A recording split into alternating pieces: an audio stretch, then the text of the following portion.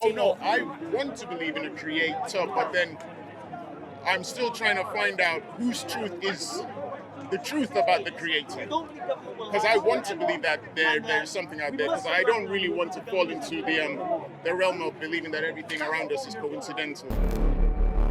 So what I would suggest to you is that if you are convinced that this could not have just happened by accident, and that the universe itself needs an explanation as to where it came from, then it would be quite rational, I think, to believe in this almighty creator that's responsible for everything.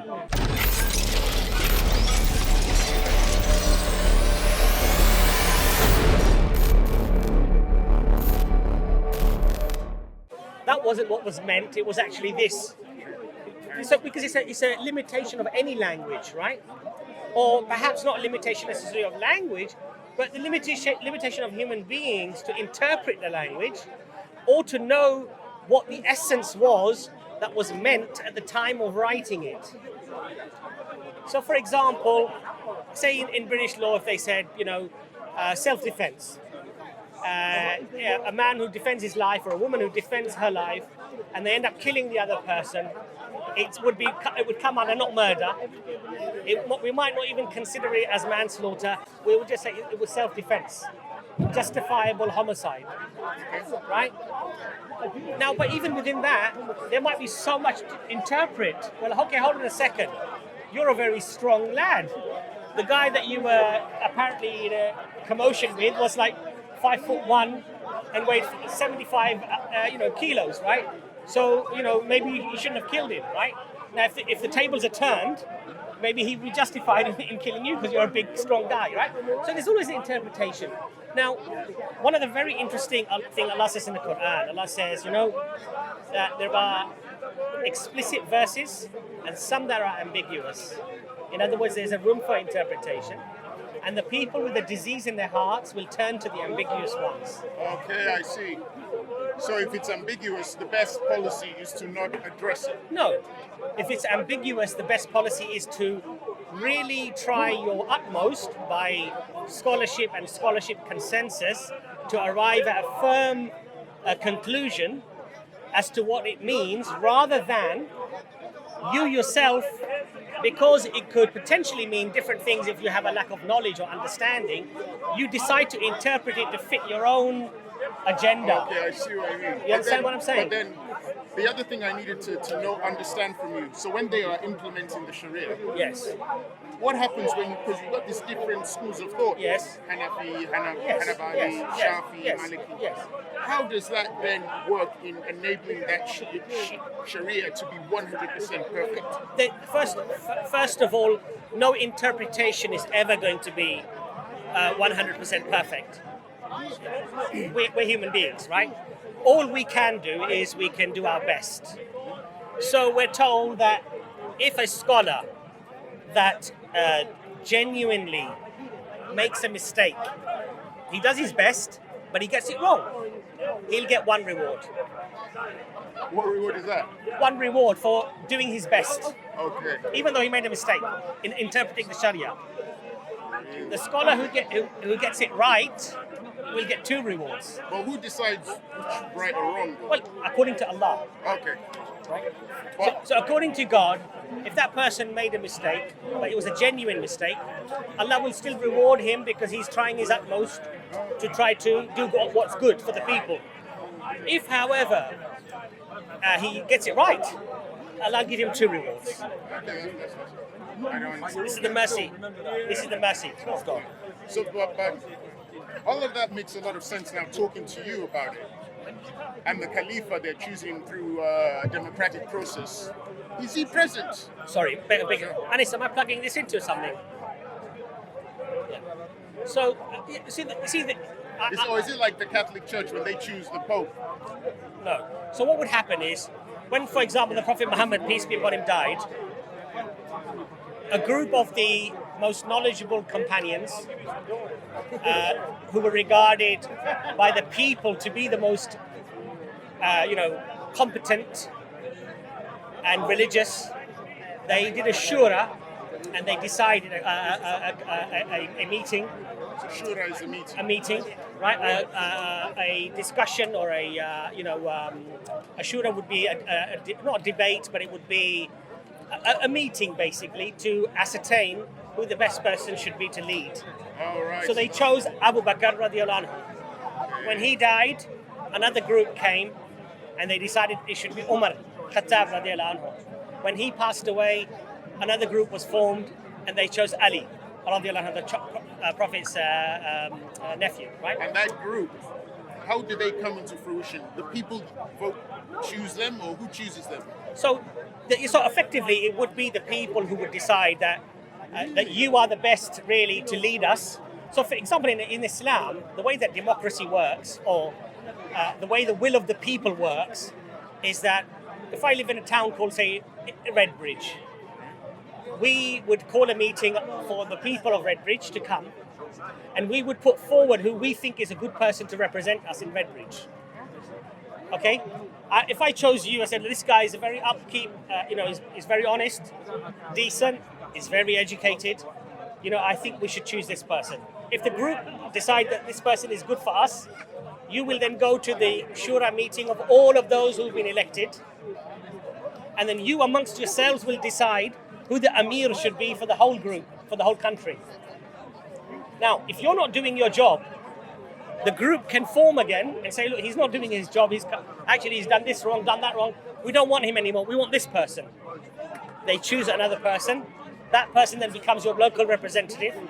All of the local representatives would meet and they would then decide who the Khalif should be.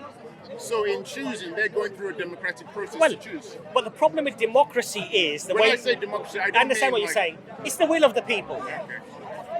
The problem is, in Islam, what we say, for example, is anyone, the Prophet ﷺ said, who stands up to be elected, wants leadership, craves, desires leadership, should not get it.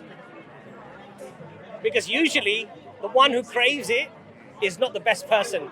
So it's the one who doesn't want it who will be chosen. And in fact, Umar Khattab radiallahu anhu, he said, I don't want the Khalifat. I don't want the leadership. It's a big responsibility. And they said, Amir al-Mu'mineen, there's nobody left. We want you. They literally forced him to accept it. And this is a sign of a good leader, because he realizes that the responsibility that's on my shoulders and the accountability to God is so great, and I have to be so squeaky clean that I don't want this responsibility. And those are usually the best people to lead you. So when he's then chosen as the Khalifa, who has the real power within the Sharia? Is it the selected group of elders, scholars who chose the Khalifa? Or no, the Khalifa would make the final decision. He makes the final decision. But he would obviously do, in Islam is a sunnah. The Prophet Muhammad ﷺ said that when you do things, do it with mashwara, do it with a discussion between people that you trust, that are good and intelligent. Take advice. And the Prophet's sunnah was, even on small matters, take advice from two people that you trust on a matter. Because it may be that, they will bring things to light that you did not realize or appreciate. And in fact, now we've realized, even through social sciences and science, that boardroom meetings or meetings often have a real purpose in directing what strategy you apply. And often one man at the top who just makes all the decisions, it gets messy. Okay, that's very good to know. So even these group of men, what do they call these scholars coming together? They would just be I don't know the Arabic word that you would use for them, but they would be among the elders, the educated, the scholars of the time, and the people would recognize them. That mashallah, these people are the scholars of the time. And mashwara, or taking advice or discussing, is a great tradition within Islam. Because it often, the conclusions you arrive at will be far more robust, far more sensible, because you may be a little bit rushed to make a decision. And somebody may say, well, have you thought about this? And you think, actually, I didn't. So it can make a very big difference. This is how the Islamic way of rulership should be. Should be. What happens if the leader, the Khalifa, misbehaves? Is it a case of waiting till, because he doesn't have like well, in the world of democracy, you know, a prime minister will be in charge for a while, then there'll be another election, and in America, the president can only stay for 2 terms. The Khalifa, can he stay for as long as he wants? No. Okay. If he does something wrong, they can call a consensus and they can say that what he's done is completely unjust, it's haram in Islam, and I think we need to get rid of him, we need to get somebody else in. You don't have this fixed 10 years that, you know, he's going to be... Now, I appreciate people who are going to be hearing this are going to say, oh, but that's not how the Muslim world at the moment is being run, right?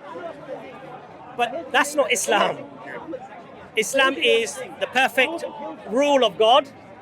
Human beings are not perfect. Throughout history, we've had Muslim leaders as well who've been tyrants. They've abused their own people, they've abused people around them. Okay? They wage war within their own people. But you know, corruption is a trait within human beings, not in God, not God's principles, not God's rules. Sharia is often very misunderstood because, Sharia simply means a way, to find a way, like it's like an oasis, you know. That's the Sharia, and Sharia is interpreted differently, sometimes at different times as well. So there was an astronaut, a Saudi astronaut, who went up on a NASA mission, and he said, "What's the Sharia according to how I should pray?" Now, you're not going to find that in the classic books, right? I'm talking about literal explanation. When you go out to outer space and you're circumnavigating the Earth every 45 minutes, then this is how you pray, right? So that had to be an interpretation, but done by the scholars, who said, okay, we have this hadith in relation to traveling. Now, how can we apply that to something like this? And so they do what their best interpretation would be. And they said, okay, well, you can't pray all your 5 prayers within 45 minutes because so you stick to the time of your place of origin. And he was Saudi. So whatever the Saudi time is for prayer, you pray at that time. Okay. And those men, who chose them? Was it the leader of the king of Saudi Arabia? Who No, brought them to so in Saudi, things run a little bit differently, right? Because you have a royal family, and things are operated slightly differently. But they've appointed who they feel are the most renowned scholars in Saudi to make the decisions. They have a huge universities there, Medina University, many other universities. Many foreign students study there as well, from all different countries, including England and America and what have you. And so they've appointed who they feel are the best to interpret the Sharia. I would really like to know their process of choosing. Yeah, I mean, look, those things... historically speaking, has there been any time historically where the Khalifa has done something bad and the scholars have said, you have to go? I believe so. But there have been times when they've been unable to do so as well. So, for example, there have been tyrannical leaders who, if anybody stood against them, you'd be killed. So at that time, many of the Muslims, including many of the very senior Muslims, like some of the Sahaba, some of the companions, they never got involved in the politics. They said, I'm not going to take your side and I'm not going to take your side. I just want to practice my religion and live in peace. Because they knew by taking sides it would mean bloodshed. They may have to kill one another and they didn't want to. So, people are not perfect, but we feel that the Sharia, if you look at modern society today, look at what's happened to our politics. It's corrupt. It's so corrupt. It's such a mess. That really we can't even claim that now the will of the people is heard anymore. But in Islam, if it was operated according to the Sharia, it would truly be the will of the people. Corrupt leaders would never be selected in the first place. Because if you have a lifestyle, for example, that is un-Islamic, they would never select you to start with. If you were known to be dishonest, they would never select you. If you were known to be corrupt to people, they would never select you. So they would always go for somebody who was Islamically knowledgeable, practicing, and of course worldly knowledgeable as well. So the thing I wanted to ask, when they're going through the process of choosing the Sharia and they're choosing the Hadiths, do they look at the Kutub al-Sitat, the 6 authentic ones, or do they choose 3? No, they would generally look at a wide selection of Hadith, Bukhari, Muslim, Abu Dawood. They would also look at some of the as well? Sunnah al-Shudra? Yeah, they look at all of the hadith. As many, there are scholars, mashallah, who could literally quote you hadith from dozens of sources, and they will give you why this one is weak, why this one is strong, why this one is preferable. Now, of course, sometimes there will be a disagreement, and people will say, well, I prefer this line of narrators because I believe of this, and this reason. And the other person may say, well, actually, I find strength in doing it this way. But How many of them would be there, though? How many of them would be there to make the decision? No. So, for example, I'm guessing they're going to let me say, vote. so for example, if I have a problem with, let's say, I'm doing a business, and I want to find out if my business is halal, is permissible, I may go and ask a scholar in my local community, who may say, okay, email me the question. I will ask my teacher or my scholar who I trust on this matter. And we have now, alhamdulillah, scholars who are experts within finance. We have scholars who are experts within medicine. They themselves are doctors or surgeons, and they're scholars. So we can direct those questions to people often who have the best ability. Now, even then, that is not a guarantee that you will get exactly the same answer. But what we have to appreciate is that those differences are often on most of the very small issues. We're not talking about, should I pray 5 times a day? Should I go to Hajj once in my lifetime? Is God one? Is the Quran from God? Is Prophet Muhammad, peace be with him, the last prophet? Those are in stone. Yeah, that's the easy stuff. The aqidah, the main aqidah, the foundation is in stone. The minor issues, like in salah, in a prayer, should I hold my hands here or should they be here? You see, those might be some discussion. Some people will say, actually, I find a lot of hadith to hold it up here. Some people may say, actually, it's okay to hold it here. Now, we don't believe, and scholars also say that these are minor things. Allah is not going to throw you into hell or heaven because you held your hands here or held. You understand my point? So we have to be, a little bit more pragmatic and understanding. A person who constantly looks for differences is looking for division. Okay. Especially when it comes to minor issues, where you have all this consensus. Stick to the consensus.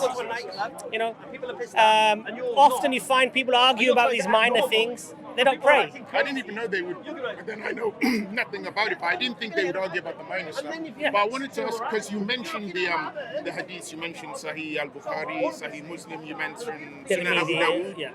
So what happens if a group of people from a different region, they set up their Sharia, but they don't use those hadiths? Is it still a Sharia? Yes, of course, because Sharia simply means to find a path or a way. The way that you're finding is to God, right? To get closer to Allah, to be obedient to Allah's commands, okay? As long as they do what they do in good faith, in the best ability, the differences will be very small. Because there aren't that many things that are, I'm talking about in terms of aqidah, foundational things, that you could really have a massive debate on.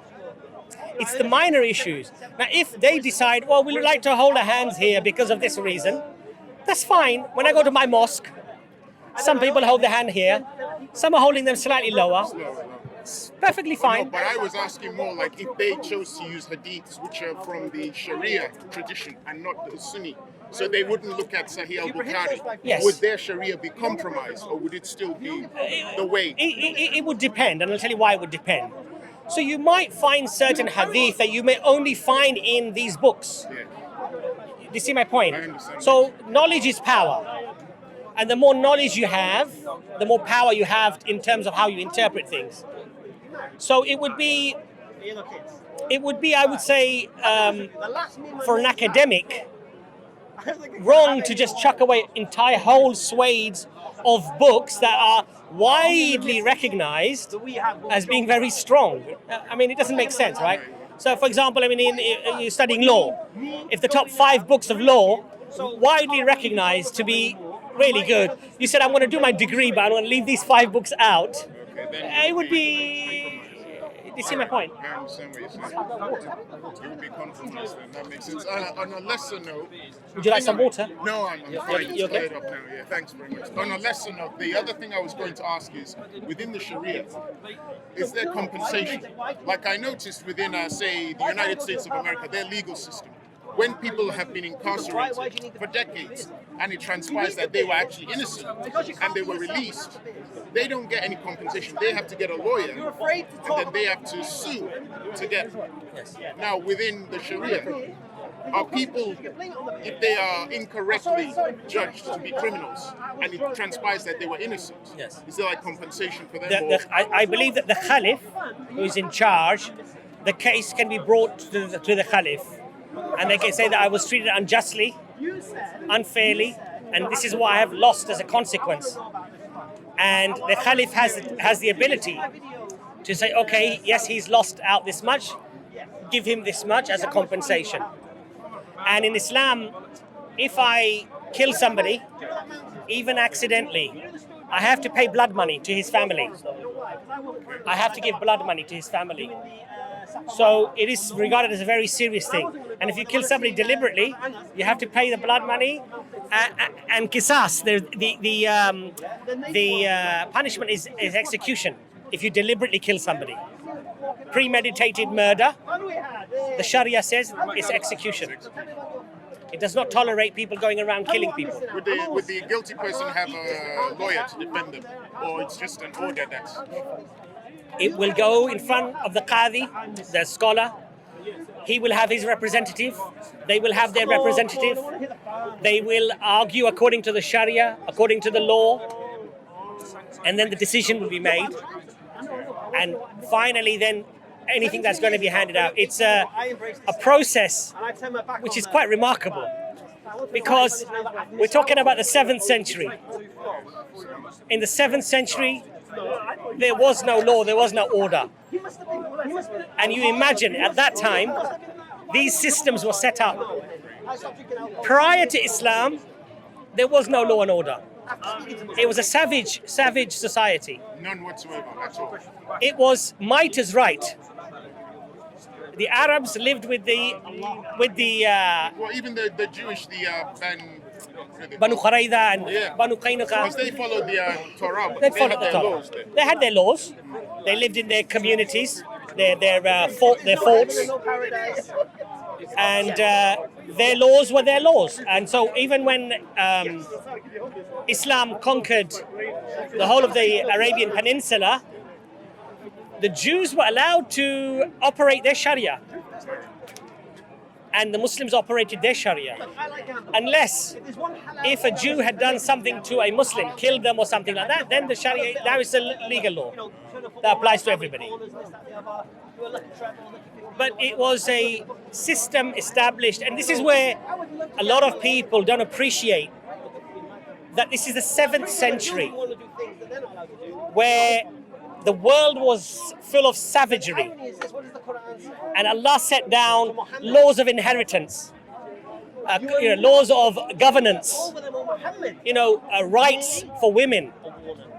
One of the sayings of the Prophet Muhammad, peace be upon him, the best of you are the ones who are best to their wives.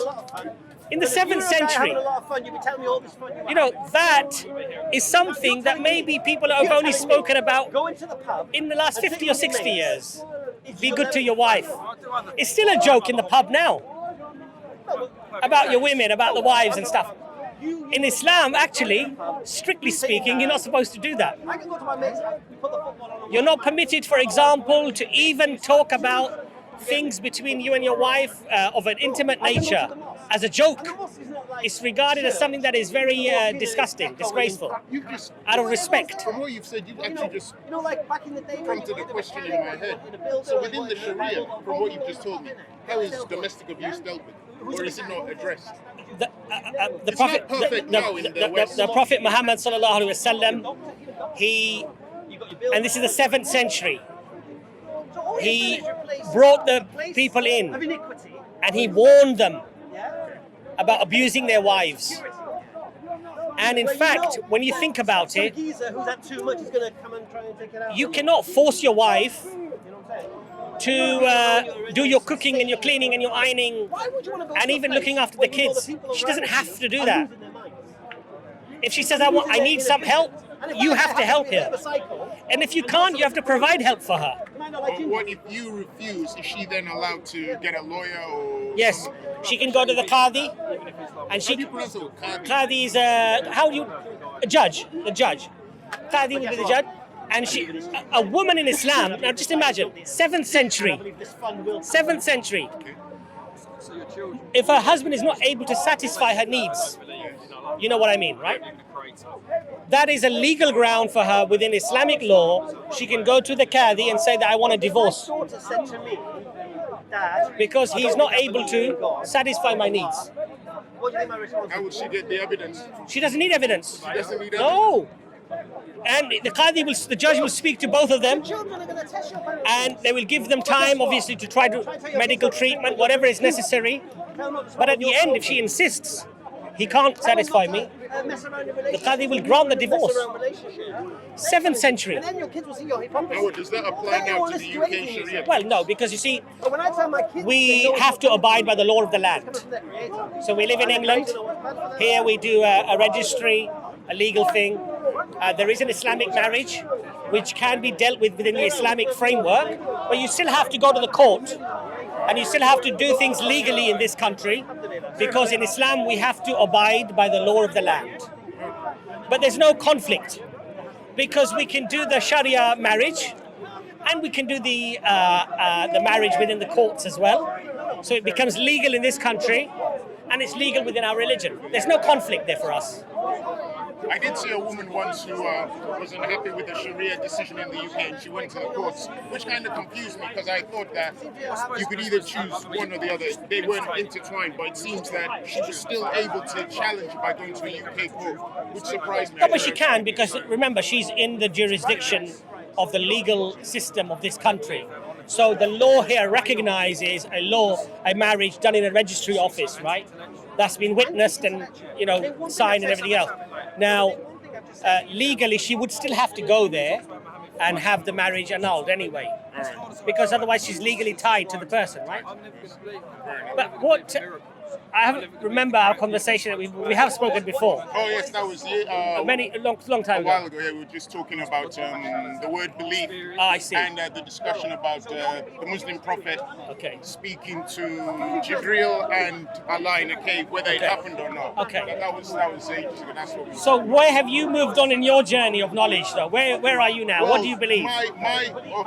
I'm still searching, but as you can see from the questions I've asked you, part of my search for the truth has involved looking at the laws from various religions. So I've had discussions with Jews about what's in the Torah, and I'm having a discussion with a Muslim about what I've noticed in Sharia, which is why I learnt about, the Sharia will be made up with verses, surahs and ayahs from the Quran, certain hadiths, and there's another process, ijma, and so I was learning all about that.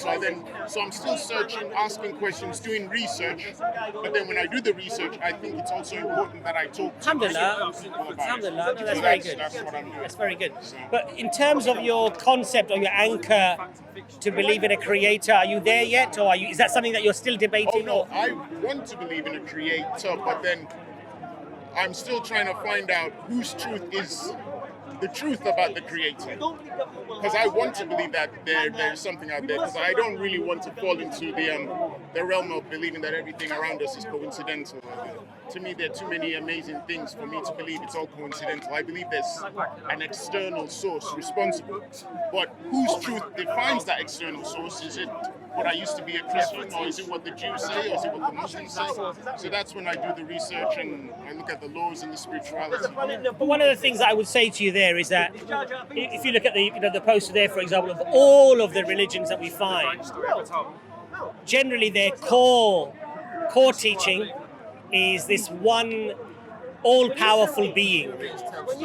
Now, whether we say creator, whether we say God, whether we say Allah, or whether we refer to that one single all-powerful creator being as what the other religions may refer to him as, that one thing I think is pretty universal.